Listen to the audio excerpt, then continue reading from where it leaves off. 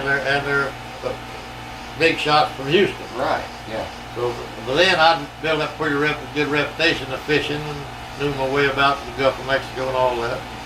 So when I went to work on the pipeline, running the boat, one of their boats. At that time, you could only make 140 hours a month, I think it was. The Blue Eagle was flying. They were. That was all the people. You could only work so many hours a month on account of everybody else's chance to work.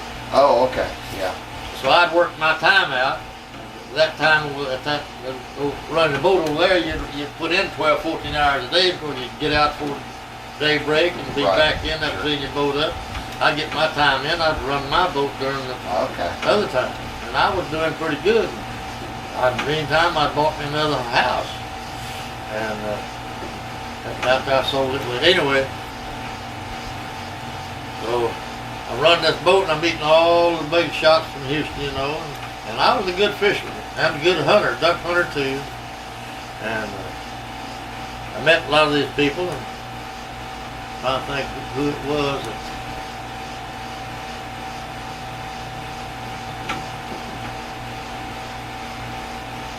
So you were actually an employee of Exxon?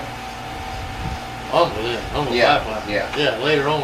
You were on their payroll then? Oh yeah. Oh Lord, yeah. And I still get a little pension. Well, I was wondering because It's not much. No, I know it wouldn't be much. You probably didn't work there that long. No, I didn't. Isn't that interesting? I still get it though. I'll be darned. Every month. I'll be darned. So I run the boat for all this time over there for them in my boat, and I'm trying to think how I got connected with Butcher Allied Industries. Allied Industries.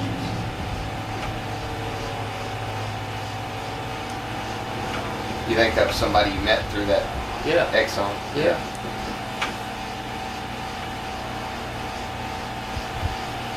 Huh?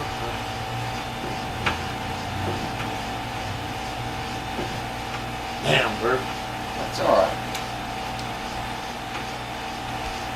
I think when I went from that to captain on the big yacht. Well, it had something to do with the war, didn't it? Like you were telling me one time. Oh yeah. You told me something about it. Oh yeah. Okay, I remember that now. Okay. So I was got my readings from Upper Sound. So fine, well and good. Now, were you still working for Exxon? I mean, Humble? No. Okay. I'd already quit. You already quit. Okay. What are you doing? Huh? What were you doing? Back to my boat. You're back running your boat. So I go up to San Antonio. I'd already. I'm no better than anybody. The war's over then. Oh yeah, but they were still inducting people in the army. The war was over. Oh yeah, World War II. Oh. Which war are you talking about? That's the war I was talking about. I thought this was at the beginning of the war. No. Uncle had me. I wasn't susceptible. I was married, 2 kids. Oh, okay. So during the war, you worked for Humble. Oh yeah. Oh, okay. Oh yeah. Okay. So after I quit, went up to San Antonio, the induction center. Well, I go through all this stuff and get out there, and there's a sailor over here and a soldier over here. So I went over to the sailor, the Navy man. Yeah.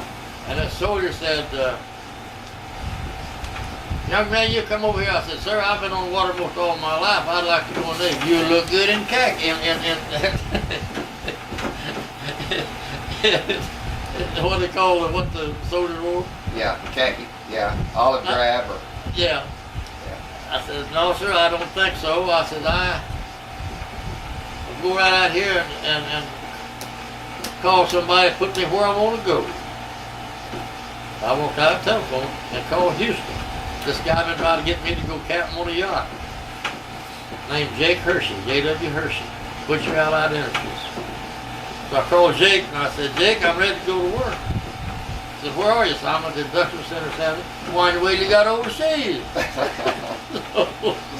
So what he did, I don't know. Yeah. So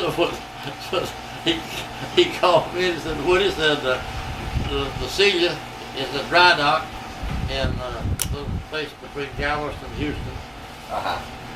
And I went up there and it was putting the new engines and everything, 2 new engines in it. It was a big yacht. And so I went in there and I on the board and looked it over and I said, well, Jake, these people here have already been told what to do. I'm not going to tell them what to do. Whenever they get out of here, I'll take over and then on I'll be captain. So that's what happened. So I went captain on the yacht, and what my duty was, then, to take all the big shots, all the customers, put Bush Allied Industries out, entertain them and whatnot. So I told them to start with, I said, now, if my expenses get too high, just don't say anything to me, just tell me about it and I'll go back where I come from. Because I'm going to do what you hired me to do. So I hired one of the best cooks I could find. This is about a 75, 80 foot yacht, twin screws, all beautiful things. So I hired this cook, he's the best seafood cook, colored man. So they'd send out, and I was tied up there at Barber's Cut. Yeah, Barber's Cut. Okay, that's where I docked. I'll be. And they'd send them out there, and I'd take them toward Galveston. Uh-huh. Go out there, once I'm going to go out to. Okay, perfect. Go out to Mayfield and gamble. I'd take them out there and dive behind Mayfield. They'd go and lose all their money and come back, have a big dinner on the yacht. So I'm trying to think what happened, why I got off the sea. Why I quit it. Maybe he's like most of the rest of us. He can only stand so much fun with the boat, you know, and then things start to look different after you've had a boat for a couple of years. Oh yeah, but I never did. I've never had any trouble with any of the authorities that own the damn Bush Allied Industries, because I was doing what they hired me to do. I spent a lot of money. Yeah. And entertain people. Entertaining people. That's right. So I'm trying to think the episode after that. I came back here.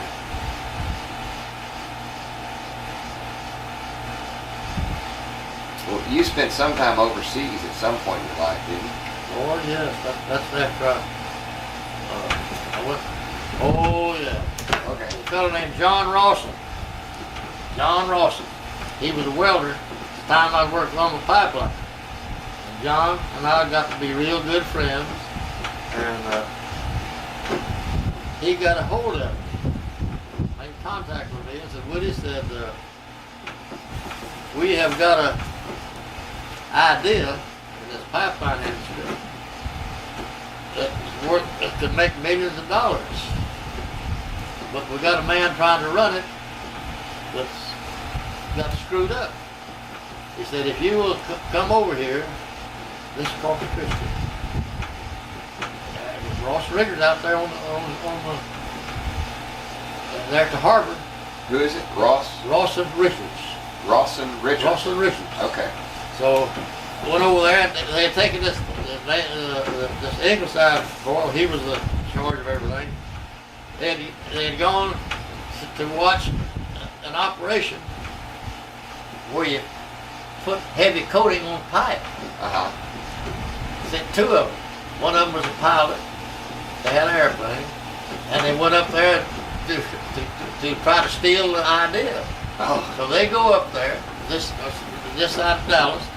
When they came back, it's like the blind men. They both saw different things. So they built this machine, went over to the machine shop in Corpus Christi, and built this machine, and hell, it wouldn't work, this, that, and the other. So that's what John told me. John Rawson said, Woody said, he knew that I'd pretty well mechanically inclined. You come over and just take it over from scratch, see what you can do with it. So I did. I had this little machine on rails, and I'm just this 4 rounds not in on it right then. So I go over there and I hired 2 men, 2 colored boys, colored men, do this. I do this, do that, and I have a lot of work done in the machine shop in Corpus Christi. There's a guy named Carl. Well, I can't remember my own name. Anyway, he was the head machinist there, and I'd have him do it all, change this and change that and change that. So, in the process, we got the damn thing where it would work. Carl Smith, a hard name to remember. So, got this thing, and I was practicing with it. It had the damn thing on rails. This machine was on rails, and it drew this heavy aggregate, barite's what it was. Yeah. Mixed with sand, cement on this pipe as it went by. Oh. It went by. So they coated it with that stuff. That's right. As the pipe went by. Machine, no.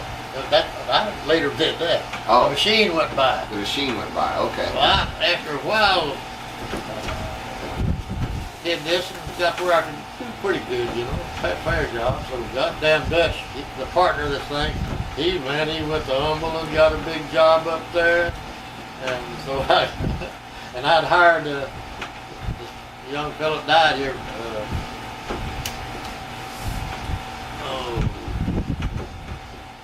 This is after the war? Yeah. And they were coating it to keep it from rusting? No, heavy aggregates. Taking in the ocean, the Gulf, the river crossing. Okay. Yep. Up to that time they were using river weights. Oh, okay. So I got this thing to work, and Dutch took this damn job up there for 16-inch pipe. Bill Dolan was my foreman. I'd hired him. This goes on for years. So we get up there, and we do this pipe out there on the shipyard. Of course, set the deal up. Did that, and hell, while I'm doing that, Dutch takes on some more jobs, river crossings. Like, we going to town. That time, I told him, I said, the wrong thing moving. But in fact, Carl Smith the one that made the decision there. So he built another machine that would travel, the pipe would travel by. Yeah. And rotate. Yeah. So.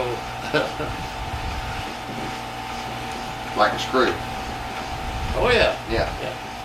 So but you had to have a wire that goes through it to hold it on there.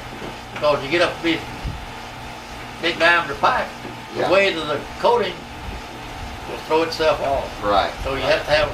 So Carl Smith, this machinist, he goes to Germany and finds out how they're making some wire. This wire that narrow wire. Yeah. Go there and show them how to make that with one salvaged edge, so one edge was stretched because it goes on the pipe. On that coating, one edge you got to stretch. Okay. If you don't, it'll pull it off. Yeah. Okay.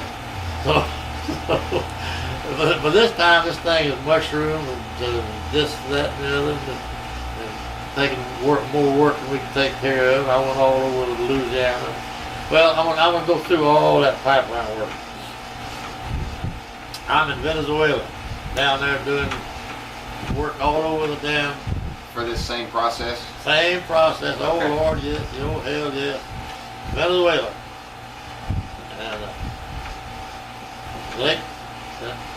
lake down there. Yeah. Biggest oil field lake in the world right down there. Yeah, I can't remember the name of it. So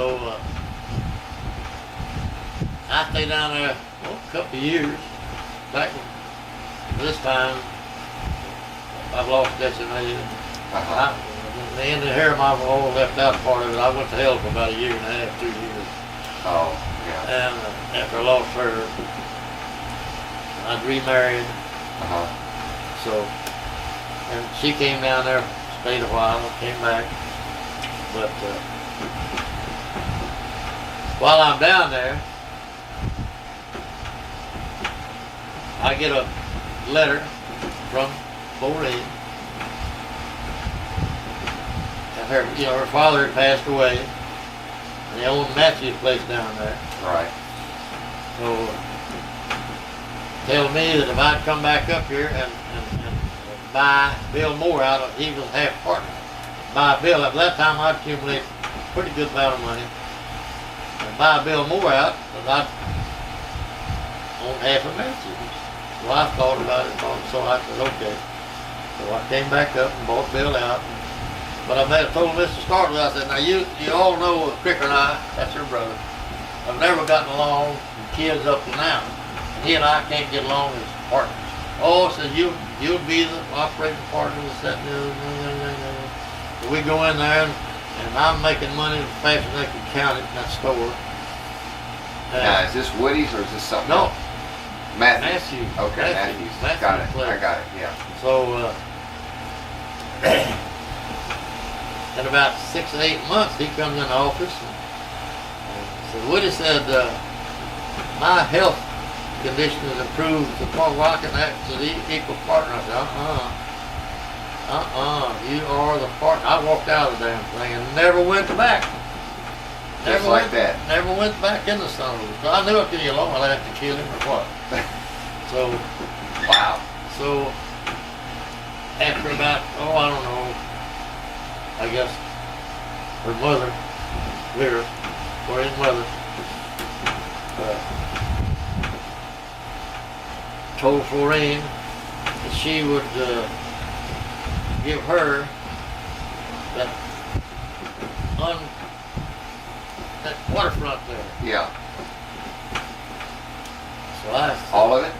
No, just that where I built Woody's boat, okay. Woody's boat house. There wasn't nothing there then but a damn oyster reef. Yeah. So I built that. And after that, at that time, the outboard motor people were treated like bastard children here. Charter boatmen didn't like them. They thought they was infringing on their rights. And I could see all this while I was in Matthews.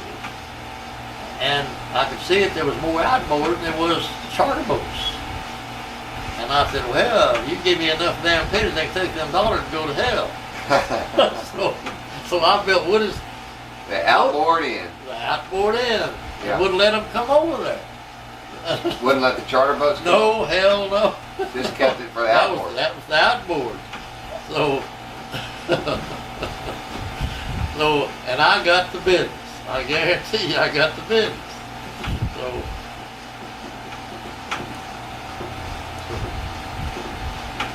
Well, so many people, I went to school in San Antonio, and so many people, only thing they knew about Port Aransas was Woody's. Woody's boat base. And I always got to say, that's my uncle. that's why. Because they were the charter boatmen. In fact, when I was over there, John Molina, Bubba's father, had and I had everything over there, live bait and all of it, outboard. So Bubba got hold of me one day and he said, Woody said, we was getting $2 a quart for shrimp then, live bait. He said, what do you think about going up to $2.50 or $3? I said, Bubba, I tell you what you do. You run your damn business over and I'll run mine over here. And that was the end of that. So I never did make up with him. Never did the hell. So many years go by, and hell, I built a hell of a business. I had a hell of a business. When did you start that, Out when? Oh. I remember you building part of it when I was a little kid in the early 60s, but I don't know how long it was there before that. I don't know, Florine would probably know the time, but I don't remember that. Okay, it doesn't really matter. So anyway, time goes on, I built all the docks up there, and that dock, I had room for several, 150, 200 outboards. Butch, my son, I bought him some boats to rent, which he did. And while he was there, when he got drafted, and I run the boat for him, and sent him money. And he saw Europe while I was running his boats. I'd get cable from him in Norway, and all over Europe. I'm telling you, he saw all of it. But anyway, he came back. And Well, let's see, that was in the late 50s, or about 59 right, or 60. that's right. So you'd already had the place for a while? Oh yeah. Okay. Oh yeah. Oh, I didn't know how long you'd been there. Oh yeah. Oh yeah. I built it. Well, I know, but I don't know when you well, built it. So Butch comes back and he takes care of his little rent boats, and he decided he wanted to get him a head boat. Yeah, yeah.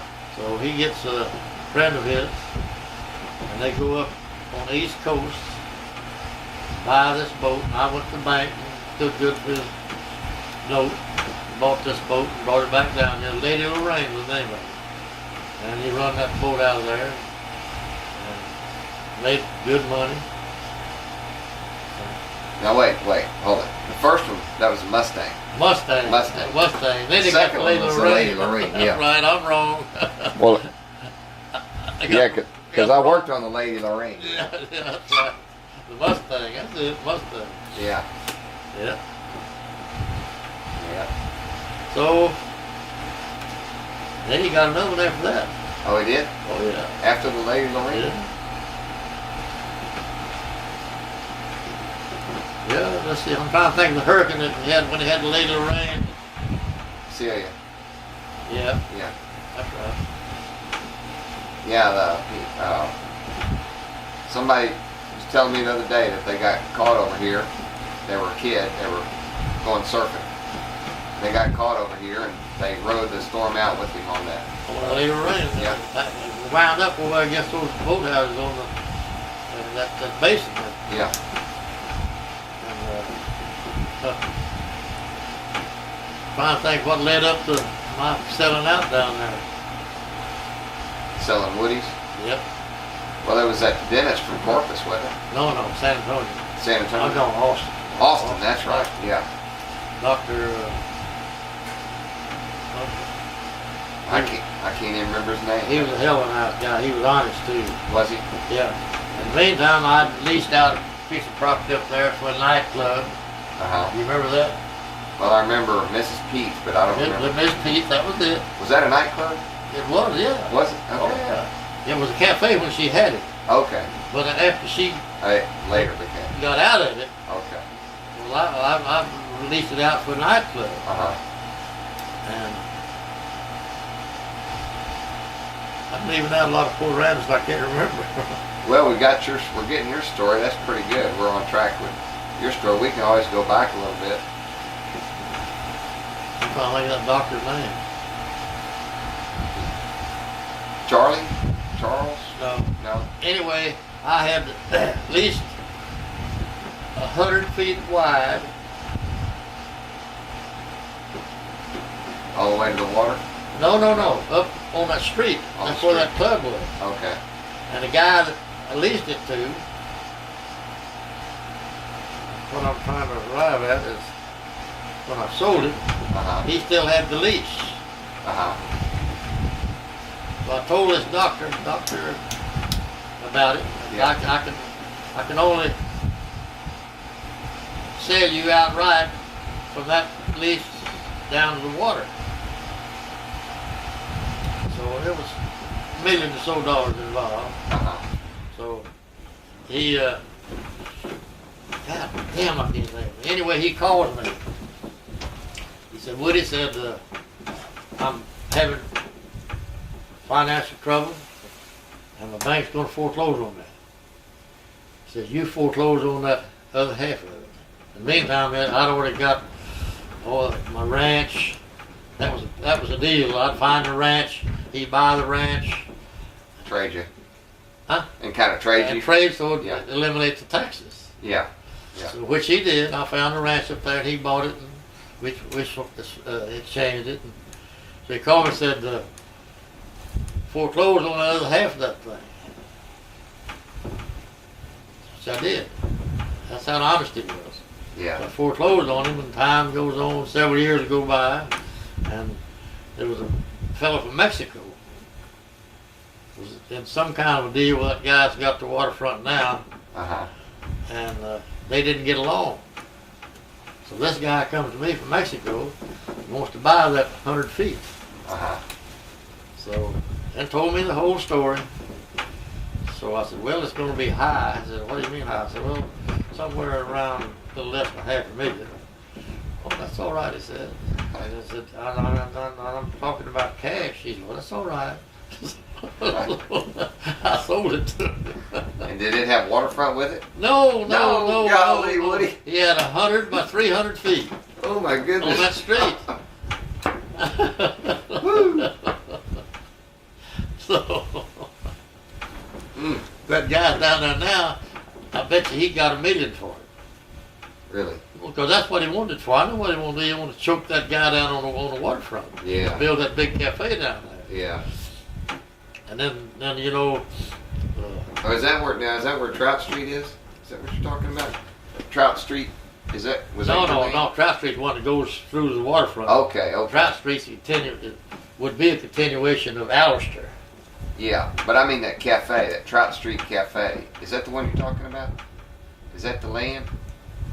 I don't know. No. The land is where that they just built that new tackle deal there right on the. Oh yeah. Okay. I think I know where you're talking about now.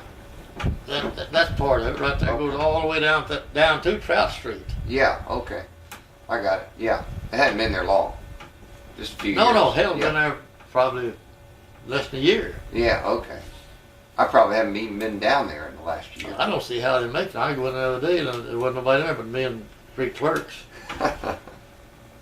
But evidently, and this old boy that's got Woody Sports Center now, Uh-huh. he doesn't have enough room to park anything. I know.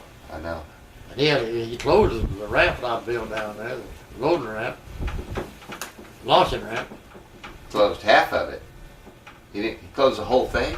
Well, I don't think anybody launches there anymore. Maybe not. No, they don't. There's no place to park. Yeah. No place to park their trailers. Yeah. No, it's the ramp's closed. Okay. Huh. Oh well. Well, you want to take a break? Yeah, I'm thinking about out of air. We don't